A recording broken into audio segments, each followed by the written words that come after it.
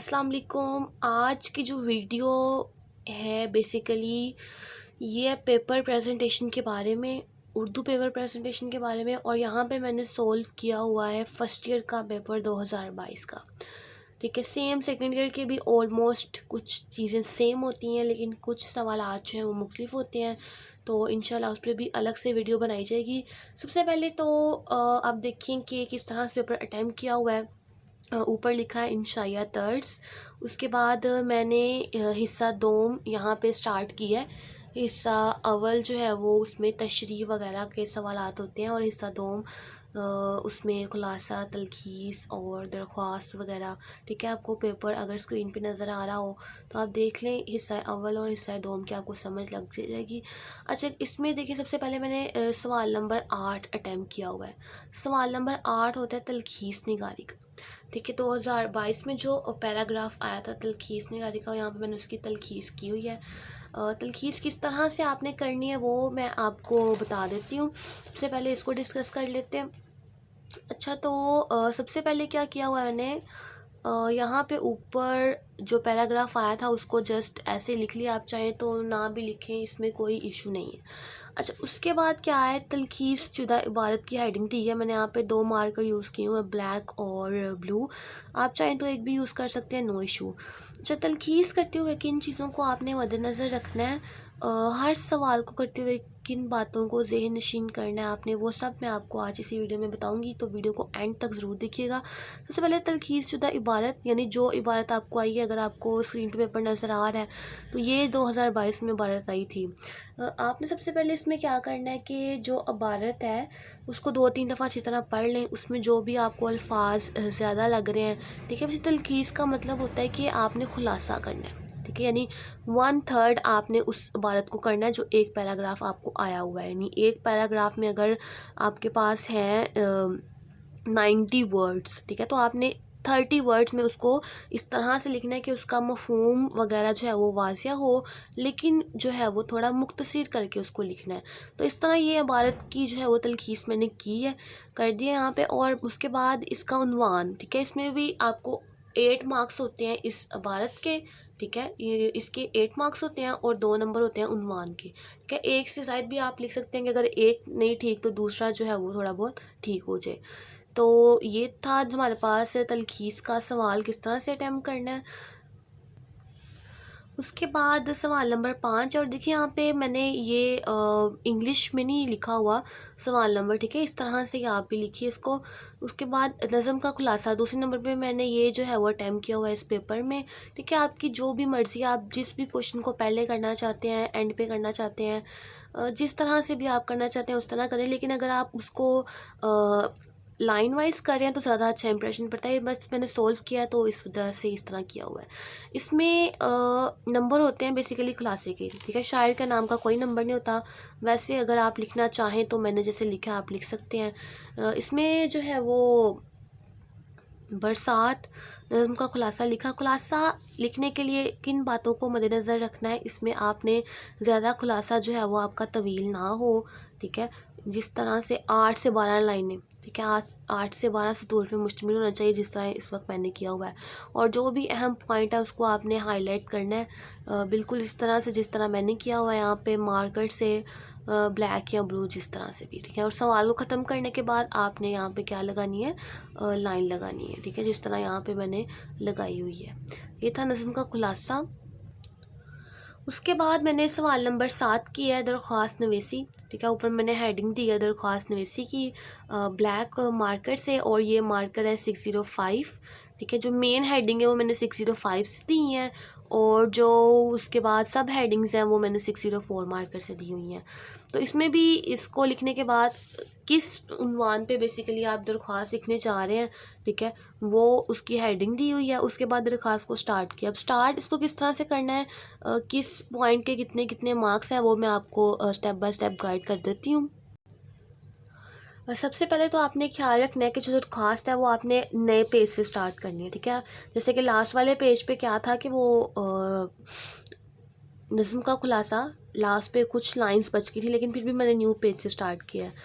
उसके बाद किस चीज़ का सबसे पहले आपने ये देखना है कि आप जो है वो सबसे पहले जिस भी बंदे को दरख्वास्त लिखनी है उसका ओहदा क्या है उसको यहाँ पे लिखना है, ठीक है। और जगह जो है वो, जैसे यहाँ पे प्रिंसिपल साहब के नाम है, ठीक है, तो किस जगह के प्रिंसिपल हैं, कॉलेज के हैं, किस इंस्टीट्यूट के हैं वो, और अली बेजीम, इस तरह से लिख लिया।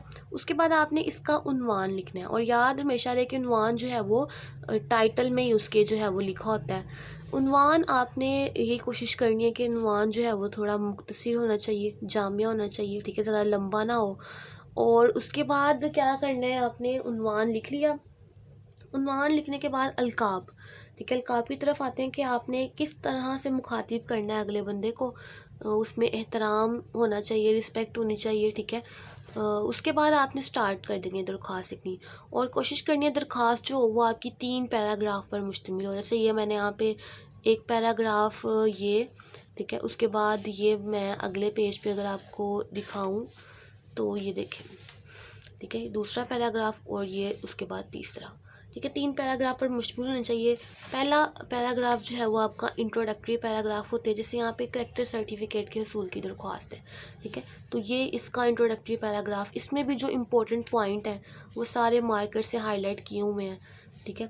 उसके बाद दूसरे में जो है वो आपने अपने बारे में इसमें बताया है हुआ है, ठीक है, और एंड पे आपने अपना मकसद बयान करना है, और डेफिनेटली इसमें आपने उनसे आजिज़ाना गुजारिश करनी है, ठीक है। और लास्ट पे जो है वो इसके होंगे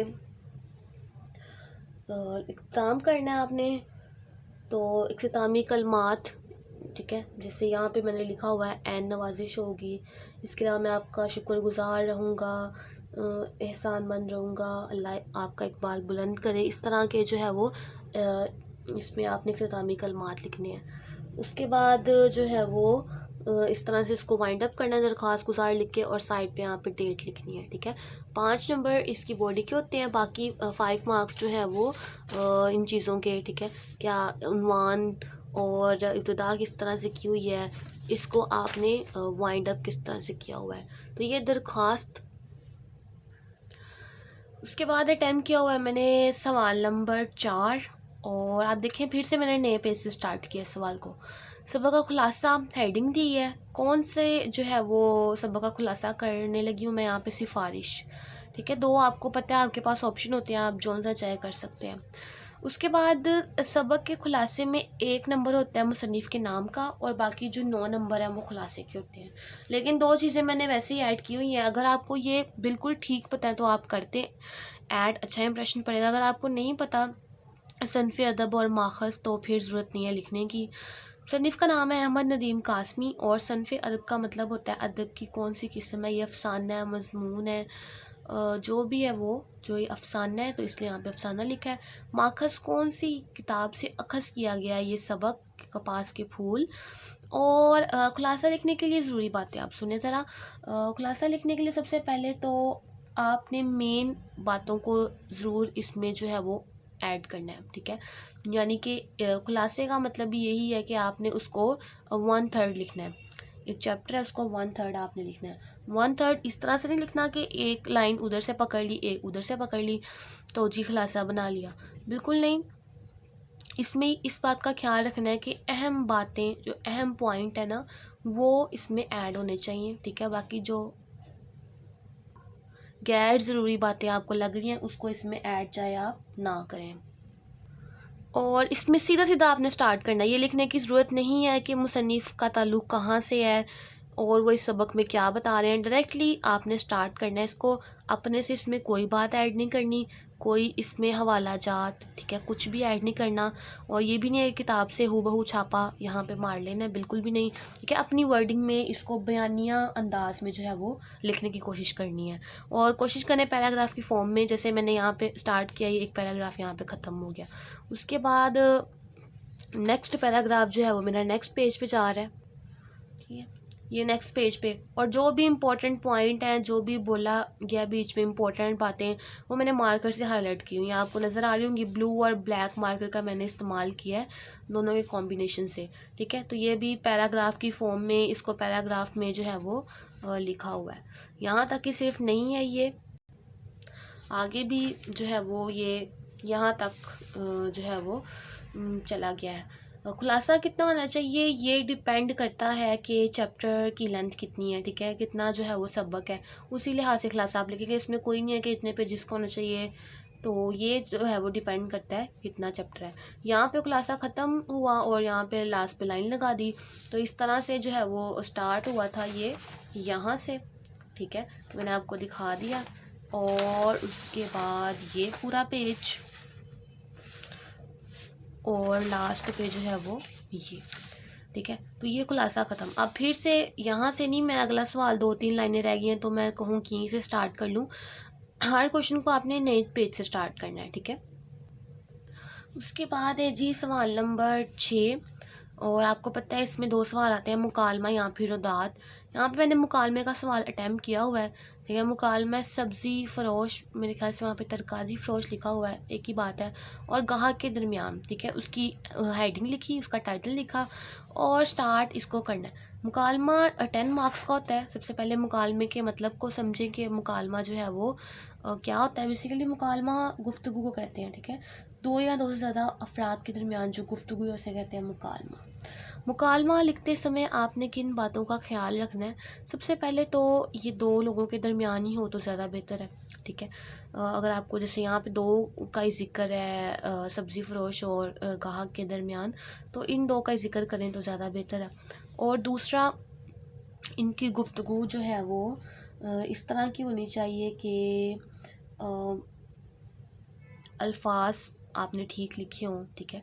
इनकी गुफ्तगू जो है वो इस तरह की होनी चाहिए, इनकी उम्र के लिहाज से जिस तरह आप बता रहे हैं, यानी अगर सब्ज़ी फ़रोश है तो वो कैसी गुफ्तगू करेगा, थोड़ा इसको ज़रा मद्देनज़र रख के इस तरह से लिखना है, ठीक है। इसके अलावा इसकी जो लेंथ है वो ऑलमोस्ट 2.5 से 3 पेजेस होने चाहिए, ठीक है। स्टार्ट में इसका पस मंज़र है, ठीक है, यानी आपने जो है वो इसका आगाज़ करना है, लिखना है, तो ब्रैकेट में जो है वो आप क्या करें, इसका आगाज़ और इख्तिताम, ठीक है, दोनों जो है वो फितरी कैफियत लगे।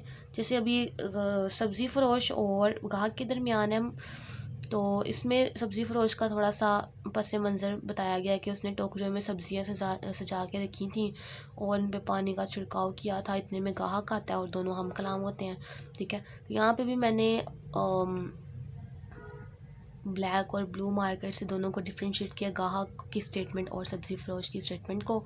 तो इस तरह से आपने इसको स्टार्ट करना है। इस ऐसा नहीं करना कि एक ही स्टेटमेंट बहुत लंबी है तो दूसरे की बहुत छोटी है, दोनों को इक्वल लेके चलना है। कुछ बातें थी जिनका आपने ख्याल रखना है।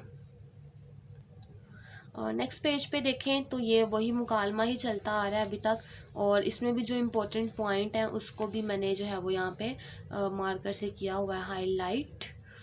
तो ये यहीं तक जो है वो सिर्फ नहीं है, ठीक है, बल्कि अगले पेज पे भी है। मैं आपको दिखा देती हूँ अगले पेज पे भी, तो 1 मिनट, ये अच्छा, ये अगला तीसरा पेज भी, ठीक है, यहाँ तक जो है वो ख़त्म हो रहा है। एंड पे भी आप चाहें तो इसके जो है वो इख्तिताम अंजाम लिखने लगे आप, तो उसको भी आप ब्रैकेट में लिख सकते हैं लास्ट पे कि अब दोनों ने अल्लाह हाफ़िज़ का और वो चले गए, ठीक है। इस तरह से जो बेसिक पॉइंट है इसको लिखने के वो यही हैं, ठीक है। बहस के अंदाज में आपने लिखना है, 2 लोग आपस में एक गुफ्तगू कर रहे हैं, ठीक है, और किरदार हैं 2, इस तरह से जो है वो इसको आपने लिखना है मुकालमे को। उसके बाद टाइम किया वो जी मैंने सवाल नंबर 3, और यह इक़्तिबास की तशरीह यानी पैराग्राफ की तशरीह। पैराग्राफ जो मैंने यहाँ पे चूज़ किया वो अलीफ़ है, ठीक है। जौन सा भी पैराग्राफ आप कर रहे हैं आपने यहाँ पे लिखना है अलीफ़ या बे। इसमें सबसे पहली चीज़ आती है हवाला मतन। हवाला मतन में 2 चीज़ें होती हैं, ठीक है। वैसे जो तशरीह का सवाल है वो होता है 15 नंबर का, और इसमें 2 नंबर होते हैं हवाला मतन के। उसके बाद जो 3 नंबर होते हैं वो सियाक़ो सबाक़ के होते हैं, और तशरीह के 10 नंबर होते हैं। हवाला मतन में सबसे पहले सबक का उन्वान, यानी जिस पर्टिकुलर लेसन से वो पैराग्राफ लिया गया उसका आपने उन्वान लिखना है। मुसन्निफ़ का नाम मौलाना अल्ताफ़ हुसैन हाली। सनफ़ अदब क्या है, उसकी किस किताब से अख़ज़ किया गया है। सॉरी, ये जो है वो थोड़ा आगे पीछे हो गया, मुझसे मिस्टेक हो गई है, ठीक है। अगर आपसे भी ऐसी कोई मिस्टेक हो जाए तो आप इसको जो है वो इस तरह से इंटरचेंज कर लें, कोई इसमें इशू नहीं है। सनफ़ अदब है इसकी सवाने उमरी, ठीक है, किसी की ज़िंदगी के बारे में लिखा गया है ये सबक। और ये बुक बेसिकली माखज़ इसका क्या है, आते जावेद। ये थोड़ा आगे पीछे हो गया। उसके बाद इसको इन्वर्टेड कॉमास में जो है वो मैंने लिखा हुआ है। अच्छा, उसके बाद है सैको सबाक। सैको सबाक बेसिकली दो तरह के होते हैं, ठीक है। एक में जिसमें आप क्या करते हो कि उसके पहले के जो पैराग्राफ जहाँ से लिया गया उससे पहले के हालात बताते हो, उस वक्त में क्या बताएंगे, उसके बाद वाले हालात को बताते हो, ठीक है। दूसरा होता है कि आपने पूरे चैप्टर का ही सैको सबाक लिखना होता है, यानी कि पूरे चैप्टर में किस चीज़ के बारे में बात की गई है। तो यहाँ पे मैंने इसका सैको सबाक लिखा है, ठीक है। इसमें भी आप देख लें कि ये 8 से 10 लाइनों का जो है वो ऑलमोस्ट होना चाहिए। थोड़ा सा यहाँ पे है और अगले पेज में मैं दिखाती हूँ आपको। ये इसका सैको सबाक यहाँ तक लिख लिया है। इसके 3 नंबर होते हैं सैको सबाक के। उसके बाद है तशरीह के 10 नंबर होते हैं। बहुत इंपॉर्टेंट ये इसका पार्ट है। तशरीह को किस तरह से अब अटैम्प्ट किया जाए। बच्चे यूजुअली क्या करते हैं कि जिस तरह से पैराग्राफ दिया गया है उसको एज इट इज़ ही उतार देते हैं। तशरीह करते हुए कुछ बातों का सबसे पहले आपने ख्याल रखना है। इस पर मैंने अलग से भी वीडियो बनाई हुई है, लिंक मैं आपको डिस्क्रिप्शन में दे दूँगी, ठीक है। और वैसे भी मैं जो है वो आपको यहाँ पे लास्ट पे एंड स्क्रीन पे नज़र आ जाएगी वो वीडियो। इसमें सबसे पहले आपने क्या करना है कि जो पैराग्राफ आपको दिया गया है वो सबक के किस हिस्से से लिया गया है वो आपने यहाँ पे लिखना है। इसमें मैंने लिखा है ये पैराग्राफ सबक के आगाज़ से लिया गया है, इन्वर्टेड कॉमास में, ठीक है। उसके बाद आप थोड़ा सा मुसन्निफ़ के बारे में लिखें जिन्होंने चैप्टर लिखा हुआ है। मौलाना अल्ताफ़ हुसैन हाली के बारे में थोड़ा उनका इंट्रोडक्शन लिख दिया है। और ये भी आप देखेंगे किस तरह से इम्पॉर्टेंट जो उनका नाम है, तखल्लुस है, वो सब इम्पॉर्टेंट मैंने उसको हाईलाइट किया हुआ है।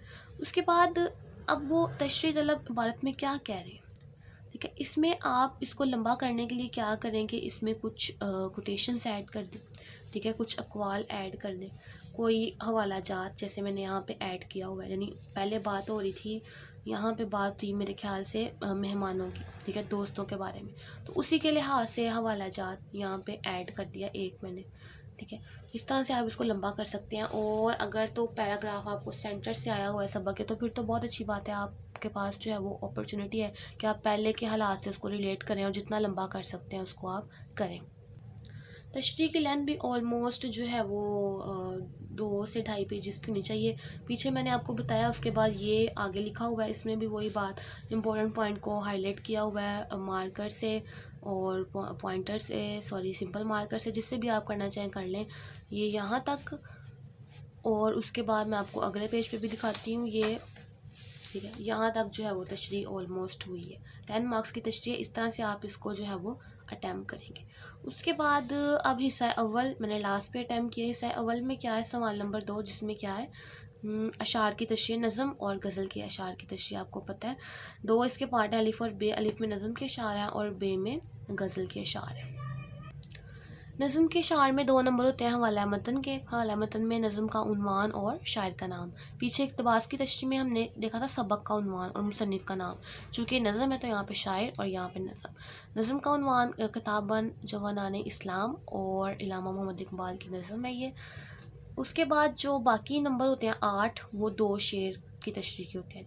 4 नंबर जो हैं वो 1 शेर के। यहाँ पे मैंने एक ही शेर की तशरीह की हुई है क्योंकि आपको समझाना मकसूद है, इसलिए बाकी शेर जो है वो सेम इस तरह से आप अटैम्प्ट करेंगे। मफ़हूम के कोई नंबर नहीं होता, आप लिखना चाहें तो लिख लें। तशरीह में सबसे पहले क्या इसमें भी करना है, शायर का तारुफ़, ठीक है। 2-3 लाइनों में शायर का तारुफ़ लिखें, ठीक है, अच्छा इंप्रेशन पड़ता है इससे। उसके बाद तशरीह तलब शेर में शायर ने क्या कहना चाह रहा है वो, ठीक है, अपने मुताबिक उसकी जो है वो तशरीह करें। और इसमें भी हवाला जात ऐड करें आप इन दी फॉर्म ऑफ आयात। और शेर की फॉर्म में अगर कोई शेर आपको ज़हन में आ रहा है उससे रिलेटेड तो वो आप यहाँ पे कोट कर सकते हैं, ठीक है। कोई आपको वाला जात कोई कवाल ज़हन में आ रहा है वो लिख सकते हैं, ठीक है, उसकी सिचुएशन के मुताबिक, ठीक है। इस तरह से आप इसको अटैम्प्ट कर सकते हैं। तशरीह जो है वो यहाँ से स्टार्ट हुई है, ठीक है। ये भी आपकी 2 पेजेस की ऑलमोस्ट होनी चाहिए। सिर्फ तशरीह यहाँ से स्टार्ट हुई है, मैं इसको अगले पेज तक जो है वो लेकर गई हुई हूँ। मैं आपको दिखाती हूँ भी, ये देखें, ठीक है। ये अगला पेज जो है वो इसमें भी मैंने कोट किए हुए हैं यहाँ पे शेर। और ये देखें यहाँ पे जो है वो ये एंड हो रही है, ठीक है। इतनी इसकी लेंथ जो है वो ऑलमोस्ट होनी चाहिए। और प्रैक्टिस करें बहुत ज़्यादा इसकी, ठीक है, तो फिर इंशाल्लाह जो है वो हो जाएगा। उसके बाद गज़ल के अशार की तशरीह मैंने आपको बताया, मैं एक एक शेर करके आपको बता रही हूँ। इसमें 1 नंबर होता है शायर के नाम का, और बाकी जो 9 नंबर होते हैं वो 3-3 नंबर एक एक शेर के होते हैं, ठीक है। एक शेर मैंने यहाँ पे किया है, इसका भी मफ़हूम लिखा है, इसका कोई नंबर नहीं है। और तशरीह में सबसे पहले वही शायर का तारुफ़, ठीक है। यहाँ पे हैदर अली आतिश जो है वो उनका तारुफ़ लिखा हुआ है। उसके बाद यहाँ से तशरीह स्टार्ट की हुई है। ये भी आपकी ऑलमोस्ट 1.5 पेज की होनी चाहिए, 3 नंबर की है। यहाँ से स्टार्ट की हुई है ये, और आगे जो है वो ये इसको मैंने कंटिन्यू किया हुआ है यहाँ तक, ठीक है। तो ये थी आज की वीडियो। होप सो कि आपको अच्छी लगी होगी, और इसी तरह मैं हर एक टॉपिक के ऊपर जो है वो वीडियो बनाऊंगी अलग से, यानी मुकालमा कैसे करना है, दरख्वास्त कैसे करनी है, तलखीस, हर एक पे अलग अलग वीडियो बनाऊंगी। तो अगर कोई भी मसला हो, कोई भी सवाल पूछना हो तो कमेंट सेक्शन में आप पूछ सकते हैं। Thank you so much for watching this video. अल्लाह हाफिज़।